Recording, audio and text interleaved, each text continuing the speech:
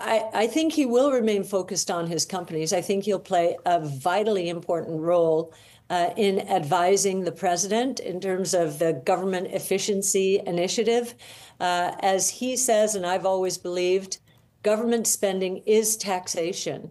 And we are bloated right now. We're just overwhelmed with taxation as well. So I think that he's going to be important in two ways: introducing new technologies and actually cutting out a lot of middlemen in the government, just like he did at Twitter. He laid off 80% of the people, and Twitter's working fine.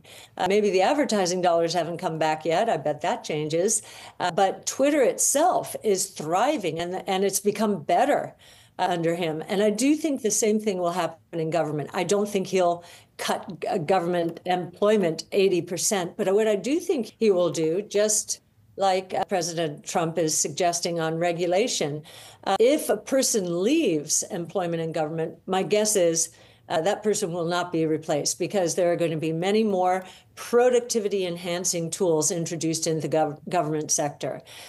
So I think that's going to be one of his most important roles. I think he'll also have a tremendous impact on how to incentivize new technologies so that the U.S. continues to pull ahead of the game instead of being held back as we have been in many cases in the last few years. So, and especially in space, going to Mars and so forth. So pretty excited about Elon's role. He's a first principles guy.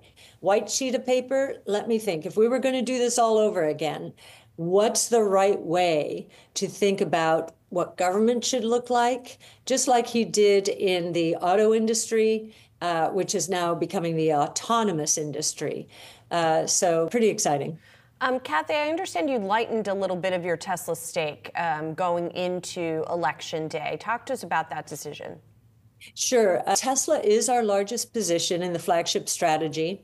We cannot buy a stock once it goes over 10% of the portfolio.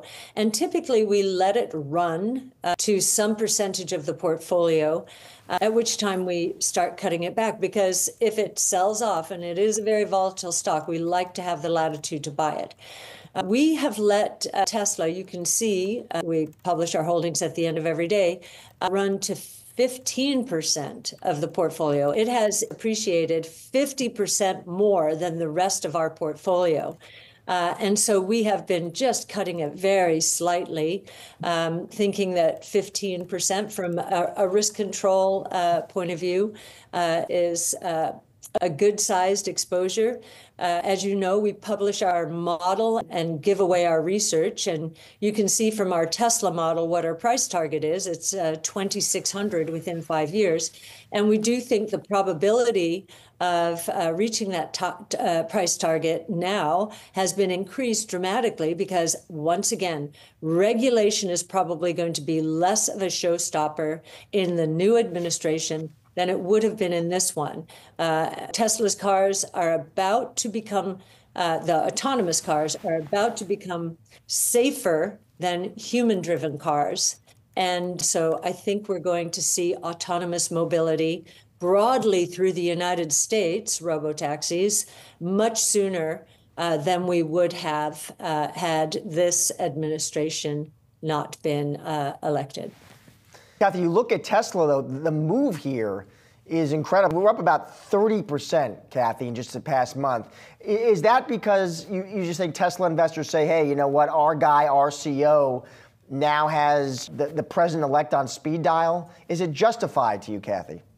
I don't think that's the reason. I think what happened with Cybercab Day a few weeks ago forced, and Tesla's recent earnings report, forced analysts into considering what will autonomous mean to this business model.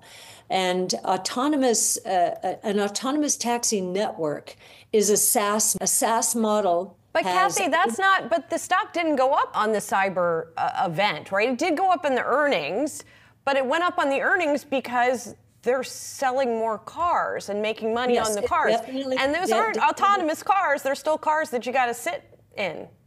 Well, it takes analysts a little while, and I know if they witness what happened at CyberCab Day, which was really a product announcement, but which was detailed for financial analysts more in the earnings report.